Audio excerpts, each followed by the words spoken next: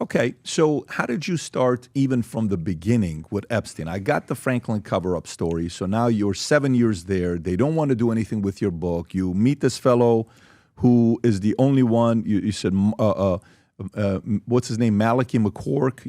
Malachi McCork. Malachi McCork, who's the one that's willing to entertain it. And then later on, your interest into Epstein, how did that Epstein story fall on your lap?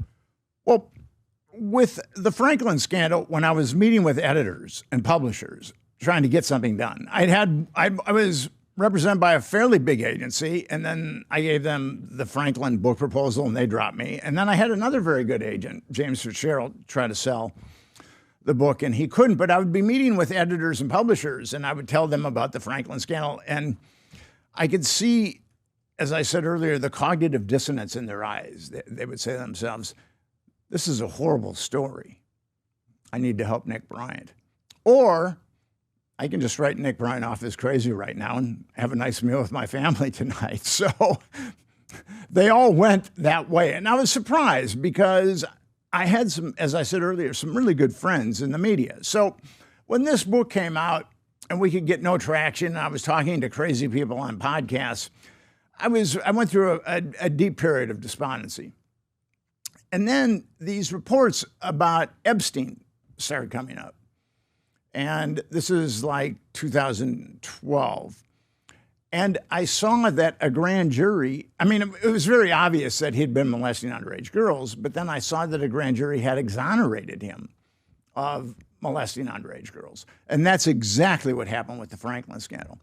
So I just felt, I know a lot about this, and I've kind of thrown myself into this area. I've spoken at a lot of big anti-child trafficking conferences or anti-trafficking conferences, and actually I contributed a peer-reviewed chapter about trafficking with a number of people that work with trafficking victims that are psychiatrists and psychologists. So I've been received in that world pretty well, but I felt like I should go check this out, see what's going on. What did you learn? Well, I went to Fort Lauderdale, Florida.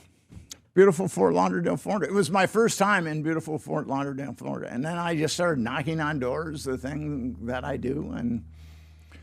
And I ultimately got the Black Book, Epstein's Black Book.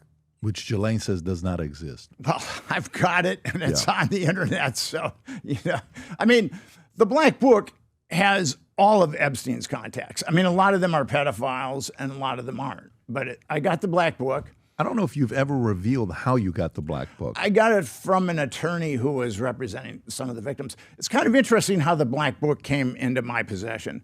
Alfredo Rodriguez was the house manager of Jeffrey Epstein, and he ripped it off. And his grand plan was to sell it to attorneys that were launching civil suits at Jeffrey Epstein. And he contacted an attorney and said he said he had the holy grail to Epstein, and that all he wanted was $50,000. So the attorney called the FBI. The FBI did a sting, and then ultimately they impounded the Black Book and Alfredo Rodriguez, who was given 18 months for that. And so I ended up getting the Black Book, and in the Black Book under massage, there's a number of names. There's like 175 names. And I started calling those girls, most of them are girls, and a lot of them were the victims. And they told me about being flown around to different places. And they also told me about being flown around to an island. And at that point, I realized I'm dealing with a network that's very much like Franklin, that it was covered up, and also it's flying underage kids around.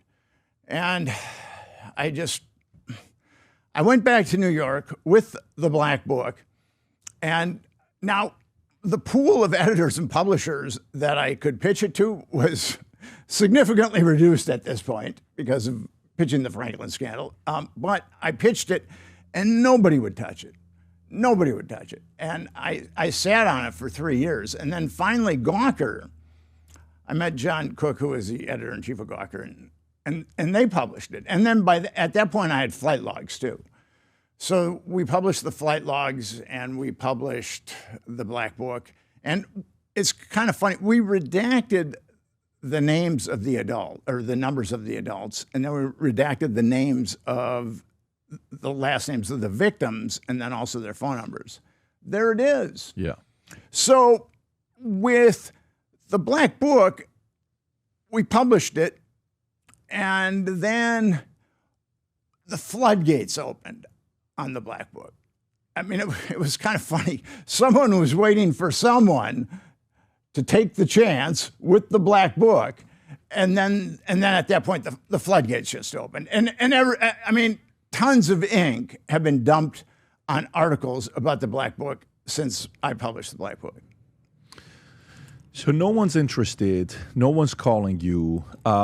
Has anybody done have you gone to one of these JSA or heritage auctions to find out, to authenticate that this is the actual Black Book? Has anybody authenticated it? Well, I authenticated. The provenance is through the FBI. The FBI got it from Alfredo Rodriguez. And then you got it from the FBI? No, and then the FBI gave it to an attorney who I got it from. So the Alfredo gave it to the FBI? No, the FBI impounded it. He did not give it to them. So so FBI impounded it. FBI then gave it to the attorney, and then you got it from the attorney. Yes. And it's the same exact one. Yes. So why would the FBI give it to that attorney in the first place? What's interesting, I've found, I don't know the exact mechanisms involved in that, but the Department of Justice was really gung-ho on covering up Epstein at all. And I think that there were some people in the FBI that had some very strong misgivings about it. I don't know exactly why the FBI gave it to the attorney, but that's my surmise on that. Got it. Hi, I'm Nick Bryant, and if you want to connect with me on Connect. You can ask me about Epstein justice and also all things Epstein. If you enjoyed this video, you want to watch more videos like this, click here. And if you want to watch the entire podcast, click here.